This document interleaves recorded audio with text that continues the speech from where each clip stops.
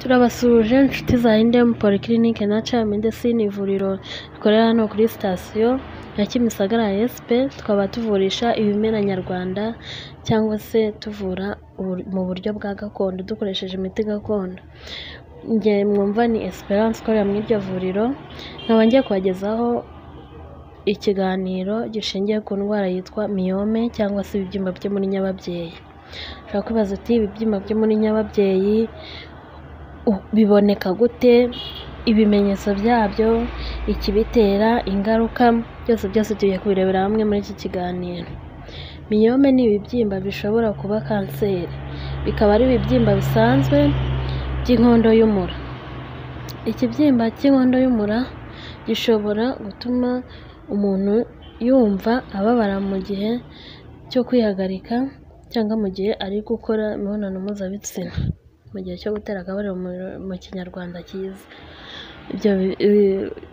Uko rero ni cyo gisobanuro cy'ibibyimba byo muri nyababyeyi. Tugiye kurebera hamwe uko biboneka. Ibibyimba byo muri nyababyeyi bibonwa gusa na muganga mu gihe cyo gukorerwa ikizamini nko guca muri ekogarafi. Ni muganga rero niwe ufite uburenganzira bwo kumenya niba urwaye ibibyimba byo muri nyababyeyi. Mu gihe yagukoreye icyo kizamini ugaca muri ekogarafi, nibwo ubasha kumenya niba urwaye ibyo bibyimba byo muri nyababyeyi. Urakubaza ute se ibimenyetso ni gute ushobora kumva ko urwaye ibibyimba byo muri nyababyeyi? Ese ibimenyetso ushobora kubona ni ibihe? Ikimenyetso cya mbere ni ukunyaruka babara, gukora imibonano mpuzabitsina ukababara. Ikindi, kujya mu mihango ukava cyane bikabije kandi bikanakubabaza cyane, imihango ikakubabaza cyane. Ikindi kimenyetso, kubabara no kugira ibinya mu nda yo hasi. Ikindi, kubyimba inda yo hasi. Ikindi kimenyetso, anemi iherekejwe n'umunaniro mwinshi. Ikindi kimenyetso, kugira imbaraga nkeya, kuzana ibintu bidasanzwe mu gitsina, kutabyara cyangwa gutwara inda zikavamo. Ibyo rero ni bimwe mu bimenyetso bishobora kukwereka ko urwaye ibibyimba byo muri nyababyeyi.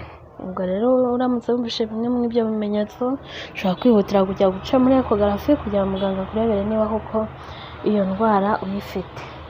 Ni ukwibaza ati se ibibyimba byo muri nyababyeyi ikibitera ni iki? Icya mbere ni ukuba umugabo afite igitsina kirekire, ugakora imibonano mpuzabitsina kikaba cyakomeretsa inkondo y'umura. Ikindi ni imisemburo myinshi. Ikindi, akarondasano, hari nk'umuntu waba warabirwaye mu muryango bigakurikirana bikagenda bifata umwe mu muryango gutyo ibyo twita akarondasano. Ikindi, kubona imihango mbere y'imyaka 12, ubundi ukabona nk'imihango mu myaka 9, 10 gutyo 11. Ibyo nabyo bishobora kuba impamvu yagutera kurwara ibibyimba byo muri nyababyeyi. Ikindi, kunywa alcohol nyinshi nabyo ntabwo ari byiza, bishobora kuba kimwe mu bimenyetso bishobora kugutera ibibyimba byo muri nyababyeyi. Ikindi, imihango myinshi cyane kandi iryana, ukajya mu mihango ukumva uraribwa bidasanzwe nk'uko utari usanzwe uribwa. Ikindi, kuzana amaraso menshi mu gitsina mu gihe kitari cy'imihango, ukabona wenda wavuye muri regre nyuma y'icyumweru ukongera ukabona nk'imihango iragarutse. Ibyo nabyo kiba ari ikibazo, ugomba kwihutira guca muri eko. Ikindi, kumva uremerewe cyane mu nda yo hasi. Ikindi, kubabara bitunguranye mu nda yo hasi. Ikindi, kuvamo kw'inda, ukabona uratwise, inda igeze mu mezi 2 ivuyemo cyangwa 3.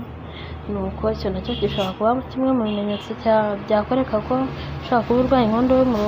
Ushobora guhita wihutira kwa muganga bakakurebera. Ikindi, gutwitira hanze y'umura. Ikindi kimenyetso, kubyara umwana utagejeje igihe. Ikindi, risike yo kurwara kanseri nayo iba irimo icyo gihe. Ikindi, onapo cyangwa se kuboneza urubyaro kuri bamwe na bamwe bitewe n'umubiri wabo bishobora kubagiraho ingaruka. Tumaze kureba igitera ibibyimba byo muri nyababyeyi n'ibimenyetso, tugiye kurebera hamwe ingaruka. Ingaruka ya mbere rero ku muntu urwaye ibibyimba byo muri nyababyeyi ni ukutabyara. Iya kabiri, gufunga inzira y'inkari. Iya gatatu, kwihagarika buri kanya. Iya kane, kumurika mu gitsina. Iya gatanu, kwiheba. Iya gatandatu, ni ugupfa. Ibyo rero ni zimwe mu ngaruka ziterwa no kuba urwaye ibibyimba byo muri nyababyeyi. Ibibyimba byo muri nyababyeyi rero biravurwa bigakira.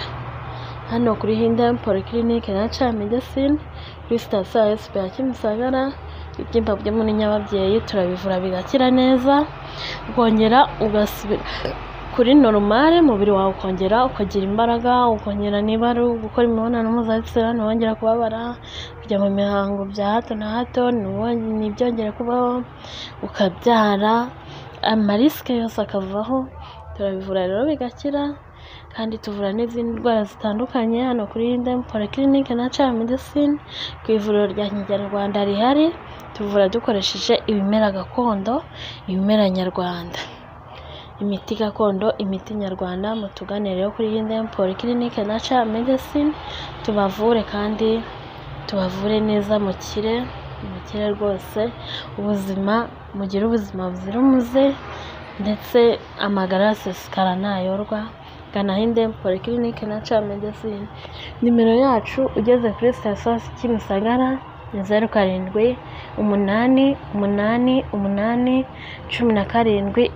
0788879225. Tigo ni